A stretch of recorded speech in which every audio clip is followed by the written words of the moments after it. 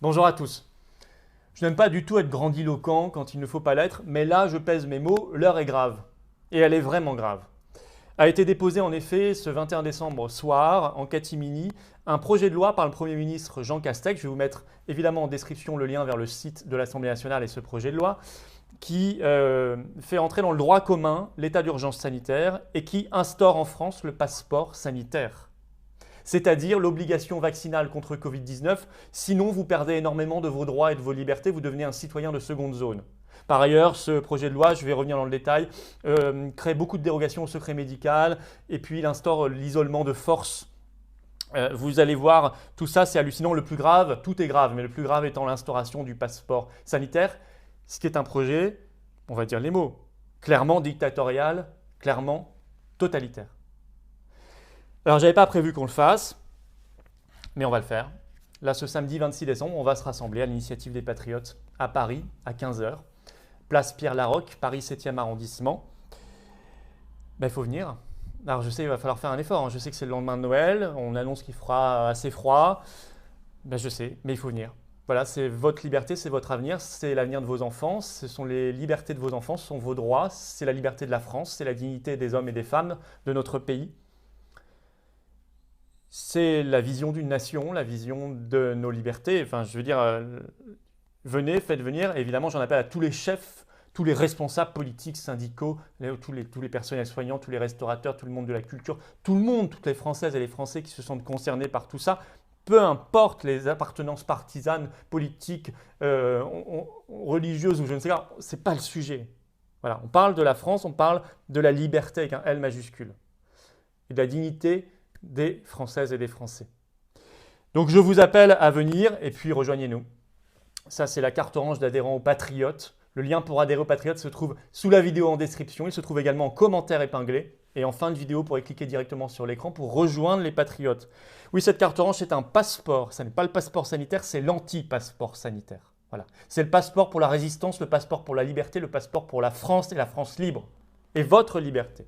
Donc restez pas seuls, je vous attends. On a tous besoin les uns des autres et vous êtes, vous le savez, les bienvenus d'avance. Alors effectivement, ce 21 décembre au soir a été déposé en catimini. Et ce matin, les médias n'en parlent pas, c'est hallucinant.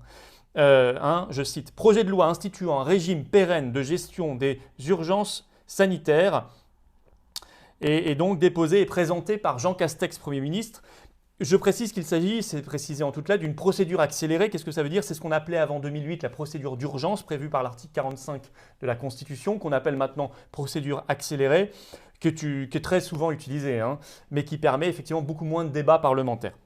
Le but pour le gouvernement, c'est que ça aille très vite. Et vous voyez qu'il dépose ça à quelques jours de Noël pour pas trop qu'on en parle. Alors, quel est le but présenté, affiché de ce projet de loi? C'est de prendre le relais de l'état d'urgence sanitaire qui doit s'arrêter normalement en France le 1er avril prochain, donc 2021. Et il va instaurer ce qu'il appelle 3 régimes d'urgence. Le premier, c'est celui des menaces sanitaires graves, on va y revenir. Le deuxième, c'est celui de l'état d'urgence sanitaire, sous lequel on vit aujourd'hui, mais va être aggravé, vous allez voir. Et le troisième, c'est celui de la sortie de l'état d'urgence sanitaire. Bon. Alors, première chose, dérogation au secret médical. Je cite texto le projet de loi. Je cite, « Il est proposé de bâtir un cadre pérenne des systèmes d'information de crise avec autorisation de dérogation au secret médical. » Je cite toujours, « Ce texte donne compétence aux autorités sanitaires pour créer des traitements de données à caractère personnel pouvant déroger au secret médical. » Et je vais vous lire, issu de ce projet de loi, plus exactement la section 3, système d'information, sous-section 2. Je vous lis ceci. Voilà. Lorsque l'état de crise sanitaire prévu à l'article L, etc., sont déclarés, lorsqu'une situation sanitaire exceptionnelle rend nécessaire l'identification et le suivi des personnes affectées ou contaminées ou susceptibles de l'être, le ministre chargé de la Santé, les agences sanitaires nationales, les ARS et les organismes d'assurance maladie peuvent mettre en œuvre des traitements de données à caractère personnel concernant la santé des personnes, le cas échéant sans leur consentement. Voilà, ça c'est la première chose à savoir. Deuxième chose, le premier régime d'urgence, c'est ce qu'ils appellent donc, je vous l'ai dit, l'état de crise sanitaire. Donc c'est le régime des menaces sanitaires graves. Alors celui-ci, il est déclaré, il commence par un décret motivé, Donc il n'y a pas du tout de loi, il peut être prolongé tous les 2 mois par simple décret. Donc, encore une fois, la loi n'intervient pas. Le deuxième régime, c'est celui de l'état d'urgence sanitaire. Alors, il est conforté dans la loi que c'est bien mis en place par un simple décret en Conseil des ministres pour 1 mois, et ensuite, si on veut des prolongations, c'est par la loi. Mais au départ, pendant la durée d'1 mois, ce qui n'est quand même pas rien, un simple décret en Conseil des ministres suffit.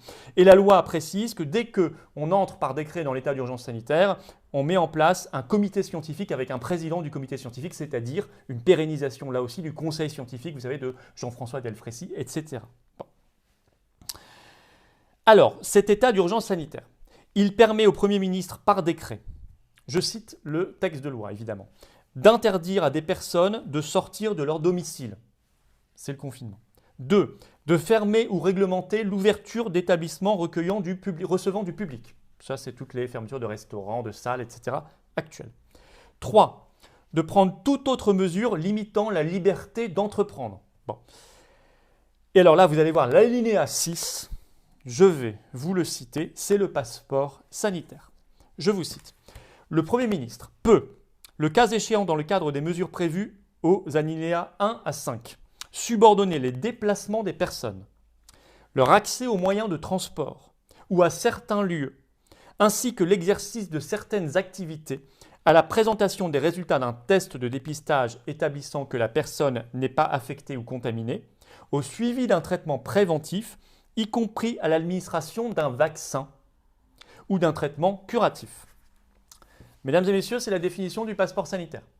Ni plus ni moins. Vous allez voir mes précédentes vidéos, vous allez voir ce qui a été proposé par les compagnies aériennes, c'est exactement ça. C'est-à-dire que interdiction, vous voyez, donc on peut vous limiter vos déplacements, l'exercice de certaines activités, l'accès à certains lieux et l'accès à des moyens de transport. Donc vraiment, vous devenez un citoyen de seconde zone, et encore je suis gentil, c'est plutôt citoyen de 8e zone. Et ceux qui me disent, oui, mais ce n'est pas forcément le vaccin, c'est quand on lit le texte, ça peut être simplement un test de dépistage. Non, vous ne savez pas lire un texte, il est clairement écrit qu'on peut aussi exiger un vaccin.